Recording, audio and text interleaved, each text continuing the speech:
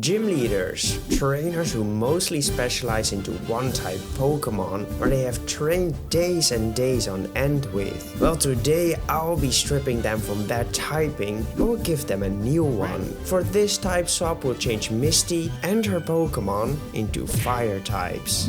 Before we can get to the Pokemon of Misty, we have to give her a transformation as well, since this look can't pass as a fire type enthusiast. We once again looked at the already existing fire type gym leaders, and we could instantly tell a few details who came back in almost every one of them. They usually have an energetic spirit and some pointy or wild looking hair. This was then the first thing we actually changed on Misty too. We made her hair look a lot crazier and we made sure it resembled some flames. We then got the idea of extending the coat she had into a long cape. This turned out to be an incredible direction for this piece, since we were able to add a scorch effect to the bottom of it, furthering the fiery concept. Although I know a lot of you dudes would love to keep the bathing suit in the design, I am not adding to that urge and decided to cover her legs with some sporty shorts. We also brought back the scorchy detail to the bottom of those. Last but not least, we added a fire pattern to each of her sleeves, which meant it was time to fill it with color. This is definitely my favorite part of this challenge, probably together with the fact that I have a lot more freedom with these designs compared to the Paradox challenge we did.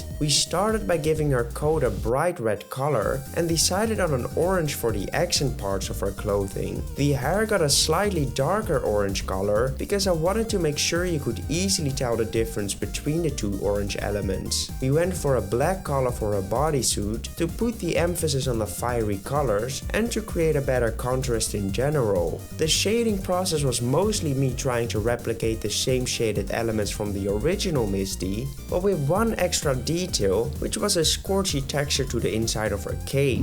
Well everyone, meet Crispy, the leader of the Cerulean City's fire gym. Her nickname is the Rising Phoenix, and next to her battle job, she is the best pyrotechnician in Kanto. She easily managed to pull this off together with a fiery Pokemon, and it's now time to face her and her Pokemon. Her first Pokemon is a fire version of Golduck. At the start of this drawing, we thought we were going to use our regular sketching technique again, which of course was to build out the simple shapes of the Pokemon and then replicate it one-on-one. However, we did do that study, but we decided to not go for a one-on-one copy this time. I don't know what happened to me, but I suddenly was able to form basic shapes into a slightly different pose. I guess we are actually learning a lot from our new sketching technique. Once I noticed that we were going to do this, I tried thinking of a fun direction for the Pokemon itself. It didn't take me long to come up with a name for him and decided to name him Golduck. This gave me a clear idea of what the finished piece would look like, and we could slowly start to build out this concept. At first I figured that I wanted to give him some type of rocky pants, just like Scrafty.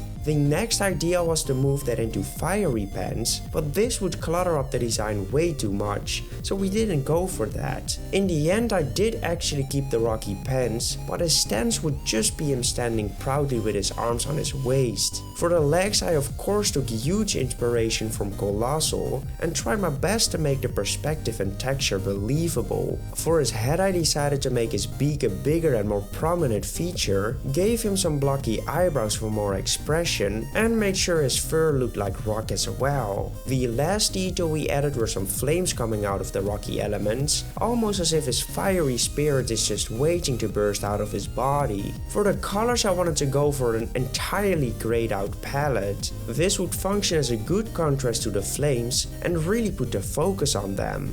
Golduck, the blacksmith Pokemon. Golduck is loved by blacksmiths for their hard mouth that works as an anvil. Their legs also contain a reliable fuel source. However, they aren't actually made out of coal, but rather an overcoat that can be rebuilt. It is unclear why they do this, but one possible reason is that they love the feeling of having a warm bottom. I genuinely think that we are getting a lot better at drawing our own Pokemon. I will say that I still have a lot to learn about actually rendering in the official Pokemon style, but we will eventually get there.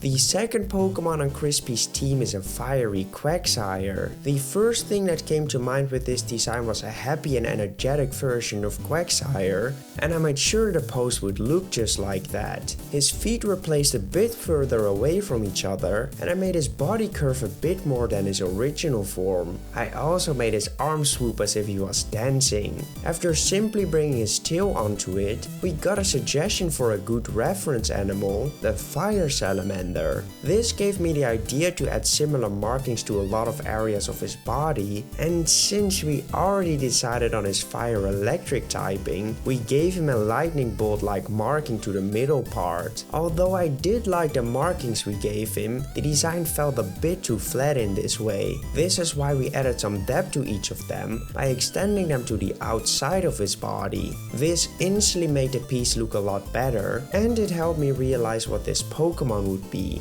A dancer who would slam his tail onto the ground to create a beat for him to dance to, and he would generate energy by slapping on his markings. Now that the entire idea of the Pokemon was ready, I only had one thing left to do, which was to add in the colors. We did however do something new for this piece, and we made sure to place his tail on a separate layer to be able to properly animate his arms. This made it so we had two layers for his colors and shading, but for this piece it wasn't too much more of an issue, to be honest. For the colors themselves, we decided on a red color for his body and an orange color for his markings. We did eventually decide to go with a slightly darker body color to make the body markings shine more. We did this because the shiny colors look so freaking good with the contrast we gave it.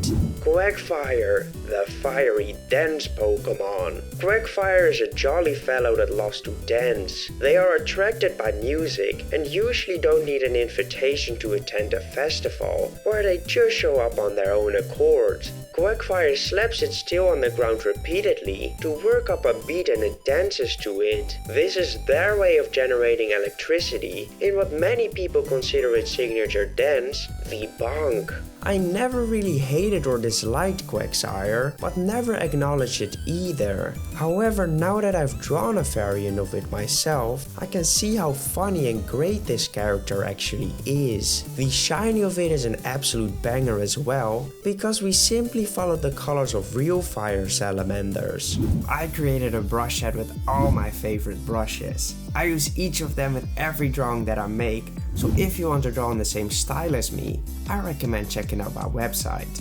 For only €5.99, you can get the Procreate brush set, which you will be able to use in Procreate. It includes an amazing line art brush, a highlight brush which instantly makes your pieces look a lot better, and many other fantastic brushes. I also want to have a written down version of how to create Paradox Pokemon. That's why I created this step-by-step guide.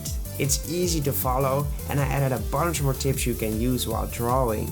You will also get the work files of the 2 Paradox Pokemon we created, and I added 2 work files with just a line art so you can practice coloring and shading. This guide is also available for €5.99 on my website, but since I thought you guys might be interested in buying it together with the brush set, I made it into a combi deal for only €8.99 for the both of them. That is a 25% discount, so I know what I would do.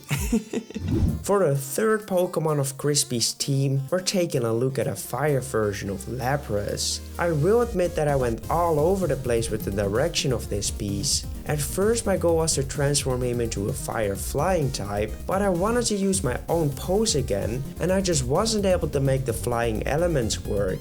I guess wings are just as hard, if not harder to draw than hands, and not a single iteration worked. I eventually just went into a more serpentine look with teeny tiny feet to suggest his power lays elsewhere. And elsewhere it did. I gave him big beefy arms to really make it look like he packs a punch. I also decided to not bring back the shell on the design, which may have resulted in a Pokemon looking a bit too empty, but this did free up the design to feel a lot faster and attacking oriented.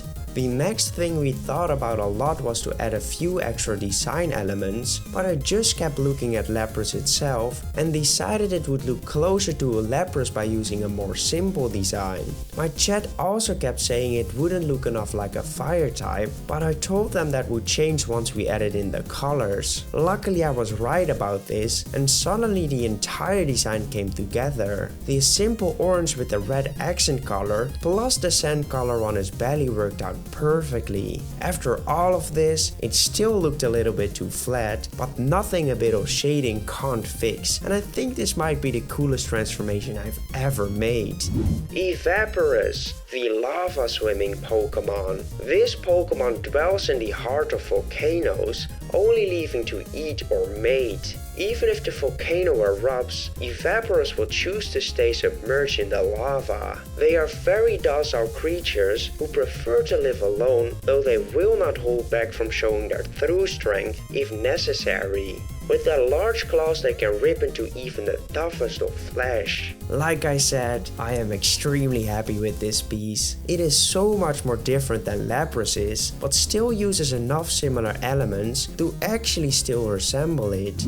For the final Pokemon of our team, we're taking a look at the fire type Starmie. The direction for this piece was decided way before even starting with the drawing. One of my viewers came up with the concept of basing it off of a literal star. This gave me the idea to combine it together with a black hole. The drawing itself would require a lot less cartoony drawing style, but in hindsight, I don't know if this actually made the piece look better. We started by mapping out his features, like a simple circle for his eye and two separate stars on top of each other. Once we were happy with the looks of that, we started to play around with his colors. We tried a bunch of different combinations, but eventually settled on a yellow and orange palette. The next step was to bring some shading into the piece, and we mostly focused on lighting certain areas up, and we of course added a glow to a lot of parts of his body. In the end, I guess I just wasn't able to bring my vision for it to the canvas, and it doesn't really look like a Pokemon anymore. This might be fixable with bringing it a bit closer to a cartoony style, but I don't know. The concept of it is cool at least. Starvoid, the stargazing Pokemon. Starvoid has been believed to have emerged directly from the underworld, a minion sent by its master to fly over the world and gather information. Looking at Starvoid's body will cause full blindness if not wearing proper eye protection. However, looking directly into its single black eye will cause instant death. It also has a unique ability called All-Seeing Eye. This ability makes it so the attacks of this Pokemon have a higher chance to land critical hits and have their accuracy increased by 10%. Yeah, this piece is kinda mwah. I will do my best to not make the same mistakes I made on this piece for our next video. At least I tried something new, and I know that I'm just not at that level yet. Well everyone, this was what Misty would look like if she and her Pokemon would be part of a fire gym. Next week we'll be taking a look at Lieutenant Surge, since I'll be doing all the Kanto gym leaders. Let me know which type you want to see for his team, and also let me know which design was your favorite today. Well, good.